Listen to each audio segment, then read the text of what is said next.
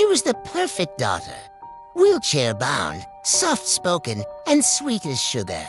Gypsy Rose Blanchard had a host of illnesses: epilepsy, leukemia, muscular dystrophy, and more. At least, that's what everyone believed. Her mother, Claudine Dee Blanchard, was her caretaker, her advocate, and her constant companion. Wherever Gypsy went, Dee followed, always with a careful eye and a heartbreaking story. They were local celebrities in their small Missouri town. Recipients of donations, free trips to Disney World, even a home from Habitat for Humanity. Strangers marveled at the love between a mother and her sick child. But it was all a lie.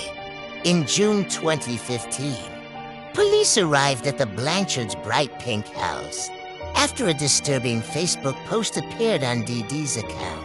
It read, "That bee is dead."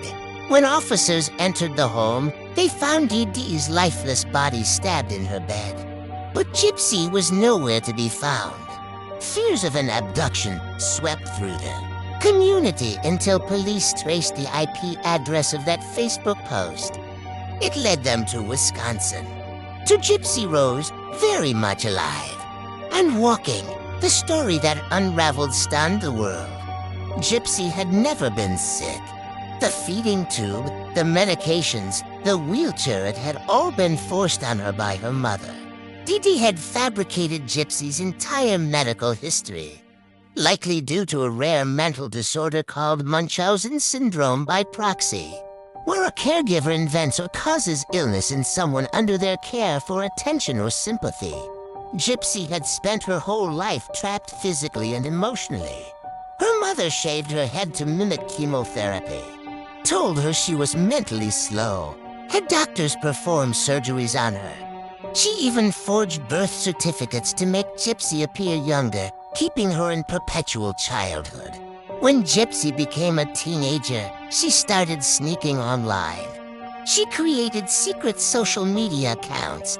One day, she met Nicholas Gottajon in a Christian chat room. He was awkward, isolated, and diagnosed with autism spectrum disorder. Together, they formed a dangerous plan. In June 2015, Gottajon traveled to Missouri, entered the Blanchard home while Dee slept, and stabbed her to death. Gypsy hid in the bathroom, covering her ears. The murder was brutal, but the motive was freedom. Gypsy was arrested and eventually pled guilty to second-degree murder. She was sentenced to 10 years in prison. Gottajon was found guilty of first-degree murder and received life without parole. But here's where the case divided the nation. To some, Gypsy was a victim. A child abused for years, her body and mind manipulated, her autonomy stolen. To others, she was complicit in a violent crime. What justice looks like in a story like this isn't simple.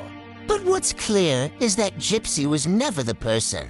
The world thought she was neither helpless nor heartless, just a girl who wanted to live.